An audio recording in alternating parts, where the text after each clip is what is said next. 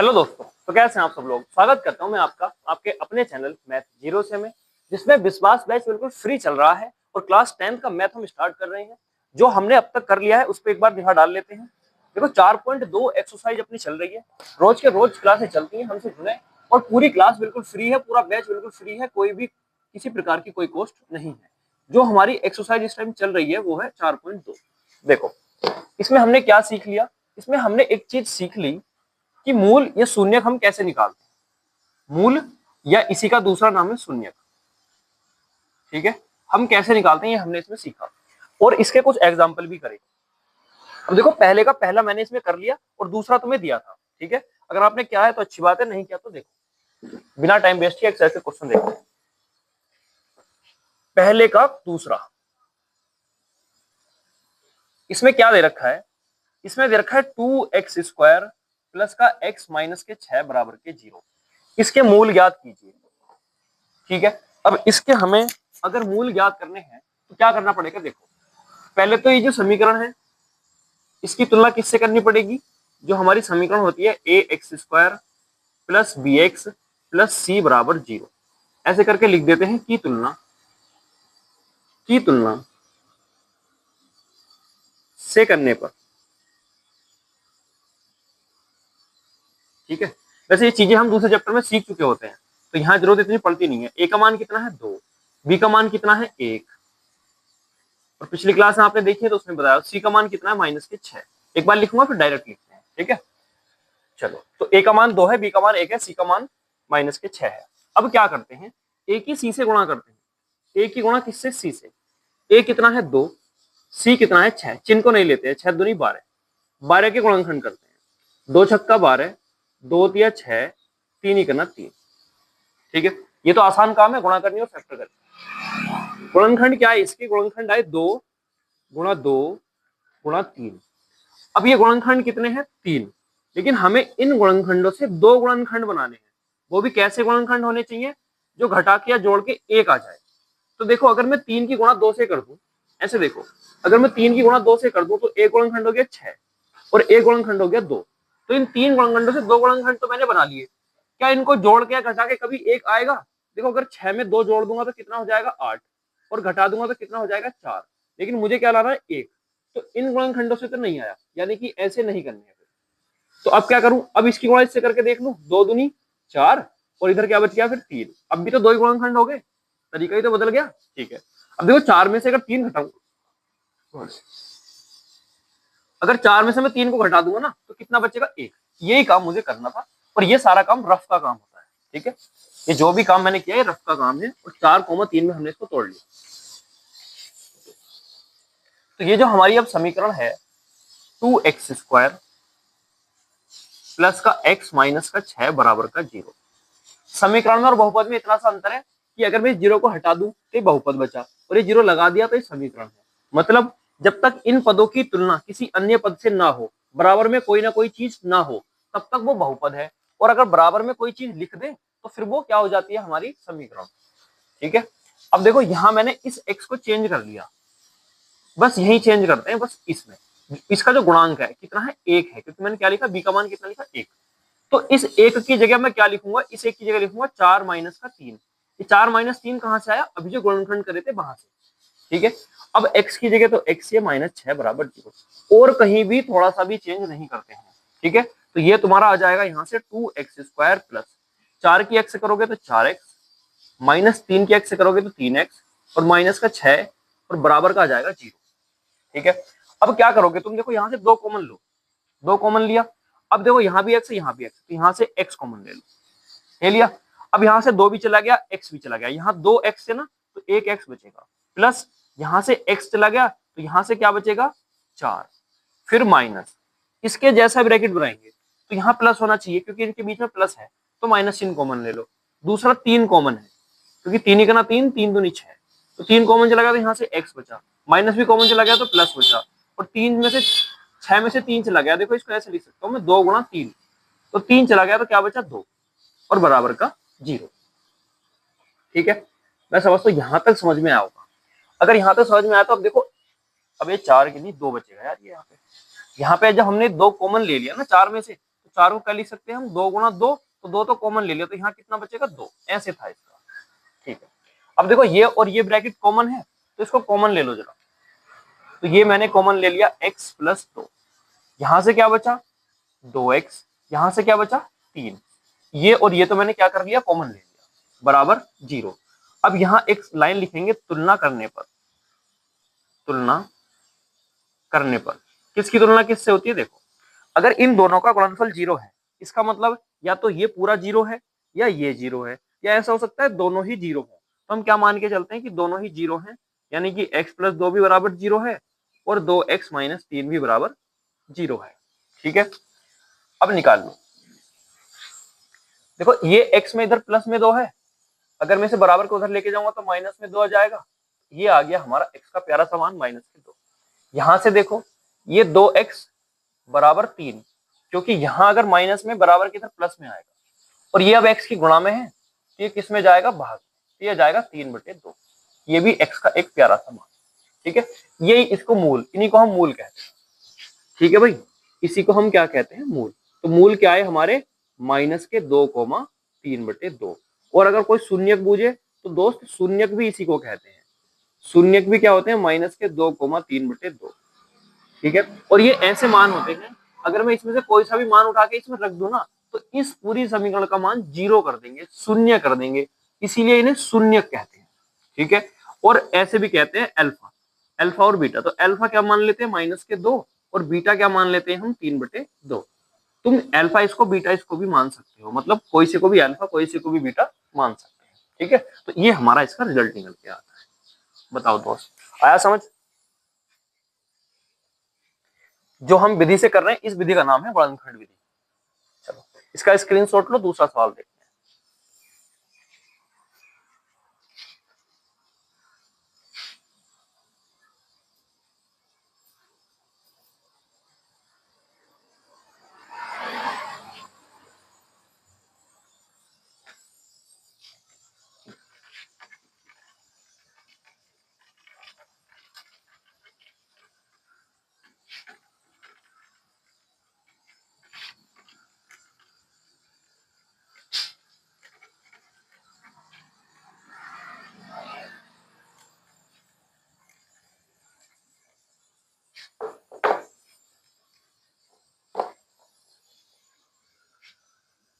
देखो भाई पहले का ही तीसरा, इसमें क्या दे रखा है, देखो ये अच्छा सवाल है।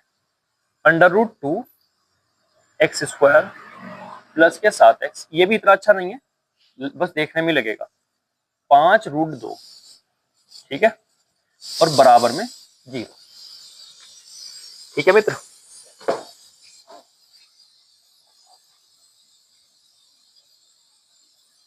√2 x² प्लस 7x प्लस 5√2 बराबर 0।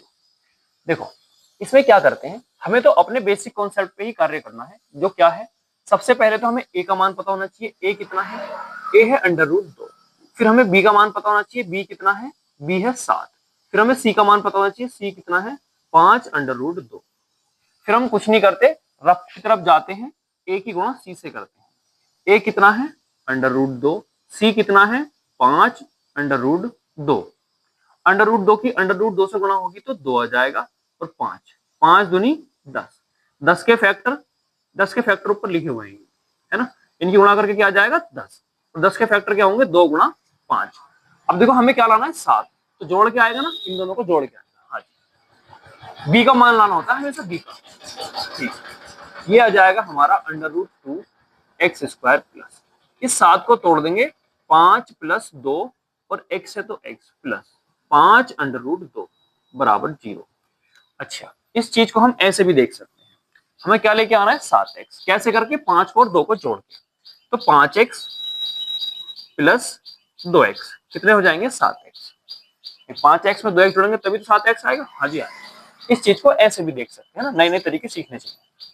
अब देखो अब क्या कर सकते हैं, यहाँ 5 है तो यहाँ नहीं है, यहाँ √2 है तो यहाँ नहीं है, तो सिर्फ x कॉमन है, x कॉमन ले तो यहाँ से बचेगा √2x प्लस x तो चला गया तो यहाँ से क्या बचेगा 5, यहाँ 2 है यहाँ भी √2 है, यहाँ से कॉमन आ जाएगा क्या √2, √2 कॉमन आ गया तो यहाँ √2 बचेगा और x बचेगा, प्लस यहाँ से अंडर रूट 2 कॉमन चला गया तो यहाँ से 5 बचेगा और बराबर में क्या आ जाएगा 0। ऐसा क्यों हुआ? देखो 2 को लिख सकते हैं हम अंडर रूट 2 गुना अंडर रूट 2। किसको लिख सकते हैं हम? ये 2 को। ठीक है, तो 2 को हमने क्या लिख लिया? अंडर रूट 2 गुना अंडर रूट 2।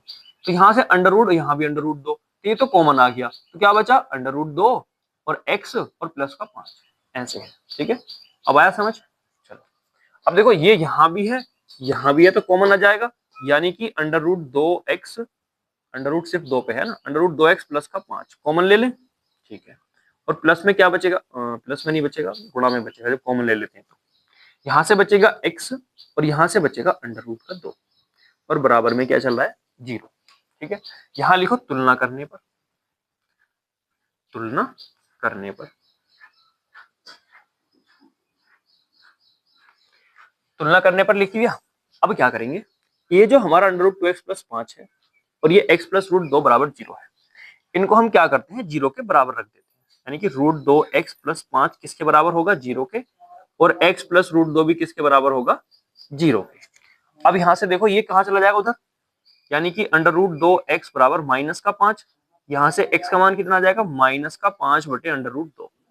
यहां से देखो x बराबर कितना आ जाएगा? माइनस का अंडर रूट 2। ठीक है, तो ये हमारे ऐसे करके आ गए। ठीक है भाई, इन्हीं को हम मूल कहते हैं, इन्हीं को हम शून्य कहते हैं, इन्हीं को हम अल्फा बीटा कहते हैं। बताओ आया समझ? चलो, अगर तुम्हें हल्का लग रहा है और समझ में आ रहा है तो एक बार लाइक करके जाएंगे और एक प्यारी सी कमेंट छोड़ के जाएंगे। ठीक है, बाकी इसका स्क्रीनशॉट लो और उतारो, वीडियो रोक के ले लिया करो स्क्रीनशॉट अगर नहीं टाइम लगता है तो।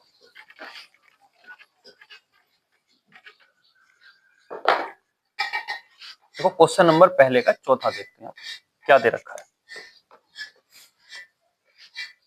इसमें दे रखा है 2x स्क्वायर माइनस का x प्लस का 1/8 बराबर का 0। ठीक है, अब देखो इसमें दिक्कत कहां पे? यहाँ पे है ना, c का मान कितना दे रखा है? 1/8। तो इसको हम यहां से हटा भी सकते हैं। देखो इसके बटे में 1 मान लो, इसके बटे में 1 मान लो, इसका एलसीएम ले लो 8। अब 1 से 8 कितनी बार कटेगा? 8, तो 8 दूनी 16 x स्क्वायर। एलसीएम लेना तो आता ही है, अभी पीछे चैप्टर में सिखा के आएंगे। फिर ये भी 1 से 8 को काटेंगे तो 8, तो ऊपर गुणा हो जाएगी 8x प्लस 8 से एक बार कटेगा तो 1 गुणा x होगी बराबर 1, बराबर में 0। ये इधर भाग में, उधर काय में जाएगा भैया? गुणा में। यहाँ आ जाएगा तुम्हारा 16x स्क्वायर माइनस का 8x प्लस का 1 बराबर 0 गुणा 8, क्योंकि इधर भाग में उधर गुणा में पहुंचेगा और 0 से गुणा करके क्या बना लेगा? 0। तो यहाँ से हमारी जो अच्छी समीकरण आएगी वो आएगी x square 16x square minus का 8x प्लस का 1 बराबर का 0। ठीक है, अब क्या करेंगे? यहाँ हम सीधा सीधा अपना वही कॉन्सेप्ट, a और b और c के मान निकालो। a बराबर कितना है? 16, b बराबर कितना है? चिन्ह के साथ लिखिए -8, c बराबर कितना है? 1। अब क्या करेंगे? a की c से गुणा करेंगे।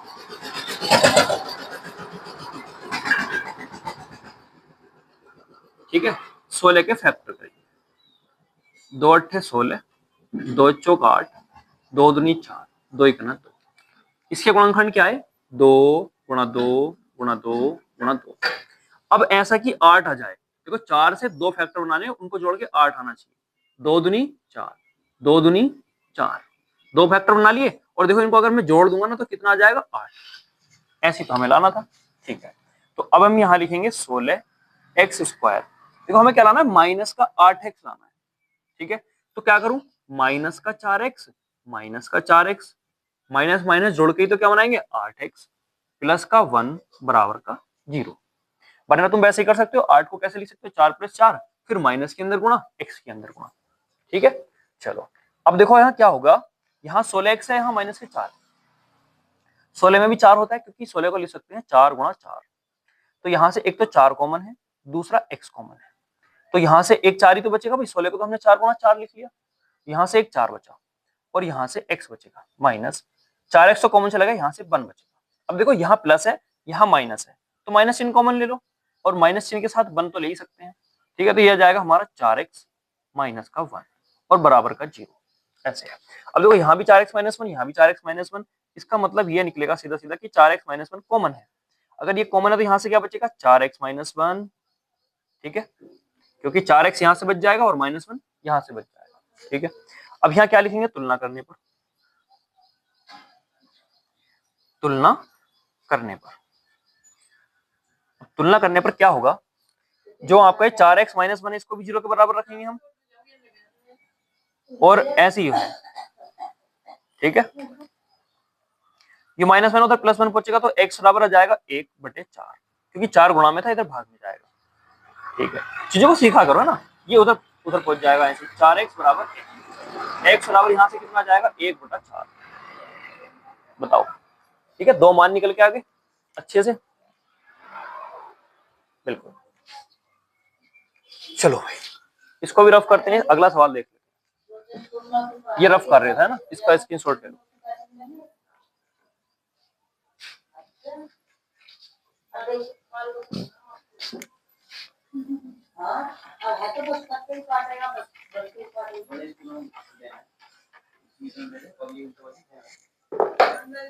देखो भाई, अब इसी का 5वां सवाल देखते हैं। 4 तक तो हमने कर लिया, पहले का 5वां। इसमें दे रखा है 100x² माइनस के 20x प्लस का 1 बराबर 0। अब देखो इसमें क्या होगा, सीधी सीधी भाई, a बराबर कितना है 100, b बराबर कितना है -20, c बराबर कितना है 1। हाँ जी, क्या करते हैं, a की c से गुणा। मेरे दोस्त सारा कॉन्सेप्ट सेम चल रहा है ना, इसलिए मैं कैलकुलेशन में क्या करता हूँ, तुम्हें थोड़ा सा ट्रिक बता देता हूँ, शॉर्ट करवा देता हूँ सीखने के लिए, क्योंकि कॉन्सेप्ट तो बिल्कुल सेम ही चल रहा है, ठीक है। तो कुछ तो सीखेंगे नहीं। तो a बराबर 100, b बराबर -20, c बराबर 1, ठीक है। a की गुणा c से करनी है, यानी कि c की गुणा 1 से तो 100 ही आएगा, और हमें लाना क्या है 20। अब देखो 10 से इसको काटूं, 10 ढाई 100, 10 ही करना 10, क्योंकि 20 का बड़ा सीधा हिसाब है यार, 10 10 जोड़ दो, और 100 भी किसका गुणनखंड होते हैं 10 10 के। अब देखो 10 को 10 में जोड़ दूंगा तो 20 आएगा नहीं आएगा, ठीक है आ जाएगा सर। तो अब इन पे सोचना शुरू करो, फैक्टरी थोड़ी करते रहेंगे, ऐसे है। तो अब इसमें हम क्या करेंगे, ये वाले समीकरण ऐसे ही लिख लेंगे, 100x² माइनस, अब इस 20 को करेंगे माइनस का 10x माइनस का 10x प्लस का 1 बराबर का 0। ये दो 10 कहां से आए, ये दोनों 10 ये रहे, यहां से आते हैं, और माइनस माइनस क्यों लगाए सर, क्योंकि माइनस का चाहिए था, ठीक है। तो अब क्या करते हैं, देखो यहाँ 100 को लिख सकता हूँ 10 गुणा 10, तो यहाँ से 10x कॉमन है, हाँ जी सर साफ साफ दिखता है, यहाँ से 10 बचेगा और x बचेगा, यहाँ से तो पूरा कॉमन चला गया, माइनस के 1 बचेगा, यहाँ से -1 कॉमन लोगे तो यहाँ से 10x -1 बचेगा बराबर 0, क्योंकि प्लस में से माइनस कॉमन चला गया तो माइनस, ठीक है। अब देखो ये तुम्हें पूरा कॉमन दिख रहा है क्या, 10x -1 कॉमन है, और यहाँ से क्या बचेगा 10x -1 ही बचेगा बराबर का 0, है कि नहीं है। यहाँ क्या लिखोगे, तुलना करने पर, तुलना करने पर, तुलना करने पर क्या होगा मित्र, ये तो हो जाएगा 10x -1 बराबर 0, और सेम ऐसे ये भी हो जाएगा 10x -1 बराबर 0। यहाँ से क्या हो जाएगा, ये उधर जाएगा प्लस में, तो x बराबर आ जाएगा 1/10, क्योंकि ये तो प्लस में गया तो ये फिर भाग में जाएगा, ऐसे ये उधर प्लस में जाएगा तो ये वाला भाग में जाएगा, तो दोनों के मान कितने आ जाएंगे 1/10, दोनों के सेम मान हो सकते हैं। तो मैं एक चीज पढ़ाएंगे बेबी कर, है ना, उसमें ये चीजें बताएंगे, अभी इसको सीखो बस थोड़ा सा, ठीक है। बाकी पहले के सारे खंड हो चुके हैं, दूसरे में लैंग्वेज वाले सवाल हैं, पहले समीकरण बनेगी फिर सोल्व होगी, कल उसको स्टार्ट करेंगे, ठीक है। और इसका एग्जाम्पल अगर कोई ऐसा बच रहा है तो मैं उसको देख लेता हूँ एक बार, एग्जाम्पल है ना, वाह हाँ 5वां बच रहा है भाई, 5वां कराएंगे, बिल्कुल कराएंगे, ये शायद चौथा तो करा दिया, हाँ 5वां देखो, एक एग्जाम्पल और स्कोर कर लेते हैं, इसी के जैसा है, जैसे कॉन्सेप्ट है ना सेम इसी के जैसा, स्क्रीनशॉट लो इसका, इसे रफ करना है।